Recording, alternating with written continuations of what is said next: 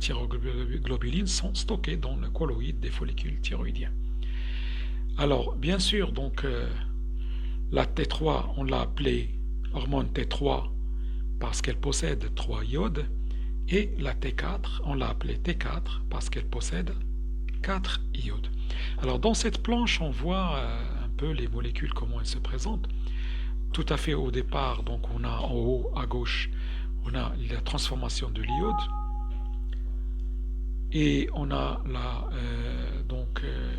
la monoiodation de la thyroglobuline qui va nous donner la MIT.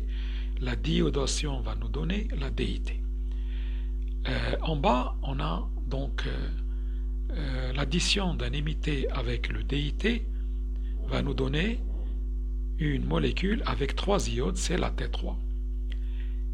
Et la combinaison ou le couplage de la DIT avec un MIT va, avec un DIT, il faut corriger ça, c'est un DIT plus un DIT, ça va nous donner la T4, donc c'est la thyroxine qui possède 4 iodes.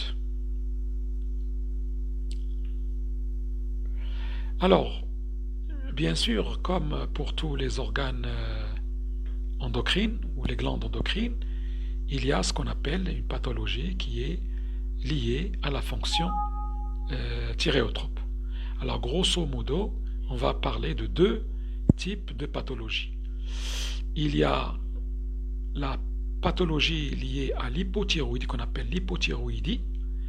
C'est une baisse des hormones thyroïdiennes. Donc, situation d'impression insuffisante de l'organisme en hormones thyroïdiennes. Et le défaut, il peut être extrinsèque, c'est-à-dire quand il y a un défaut d'apport en iode. Il peut être intrinsèque quand il y a un défaut métabolique, par exemple dans les voies de biosynthèse, lorsqu'il y a un défaut de la fonction d'une enzyme comme la peroxydase par exemple. Si elle ne travaille pas bien, eh bien il peut y avoir une hypothyroïdie, c'est-à-dire une insuffisance des hormones thyroïdiennes.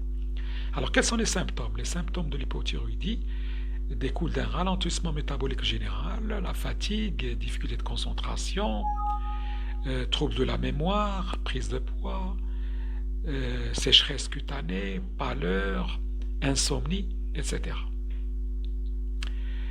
Donc, durant un état d'hypothyroïdie, chez les gens qui souffrent d'une hypothyroïdie, on peut remarquer qu'il y a une augmentation de la taille de la glande thyroïde, c'est ce qu'on appelle le goitre. Il peut y avoir un ralentissement de la fréquence cardiaque, bradycardie, parfois tachycardie. Et le traitement donc de l'hypothyroïdie, il consiste à donner une substitution journalière en hormones thyroïdiennes par voie orale.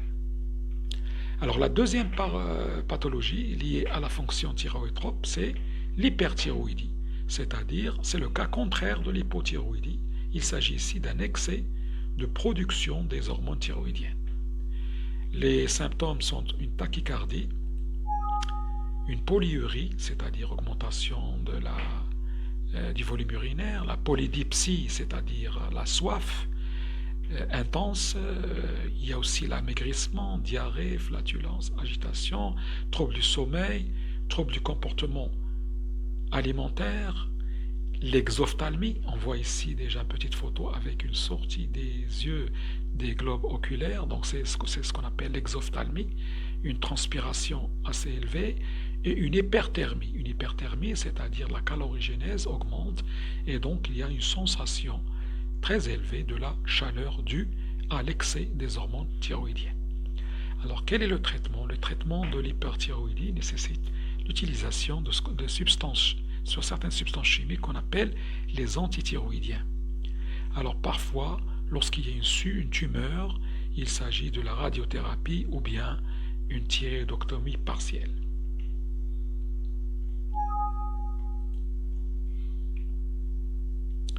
Alors, l'exploration de la fonction thyroïtrope, qu'est-ce que ça veut dire? Ça veut dire que on veut chercher chez un patient quel est le défaut, quel est le mécanisme, quel est le défaut de cette glande thyroïdienne, s'il existe, eh bien on peut faire ce qu'on appelle soit un dosage statique ou bien un dosage dynamique. Alors les dosages statiques, ça concerne à quoi? Ça concerne une réalisation d'un dosage de la TSH. Alors la TSH, pour savoir si elle se situe dans des valeurs normales ou pas. Alors un taux de base élevé témoigne d'un déficit thyroïdien périphérique. En cas de déficit thyréotrope, la TSH de base peut être diminuée ou normale, ce qui est anormal en regard d'une T4 thyroïdienne diminuée. Alors on peut également ajouter le dosage de T4 qui va compléter le diagnostic. En cas d'hyperthyroïdie d'origine thyroïdienne, le taux de TSH est constamment inférieur à la normale. En cas d'adénome thyréotrope, la TSH peut être normale ou augmentée, ce qui contraste avec une T4 élevée. Alors ceci pour des dosages statiques. On peut faire ce qu'on appelle un dosage ou une épreuve dynamique. C'est quoi une épreuve dynamique? C'est-à-dire qu'on va pas doser d'une manière constante, d'une manière normale une hormone, mais on va essayer de provoquer une stimulation.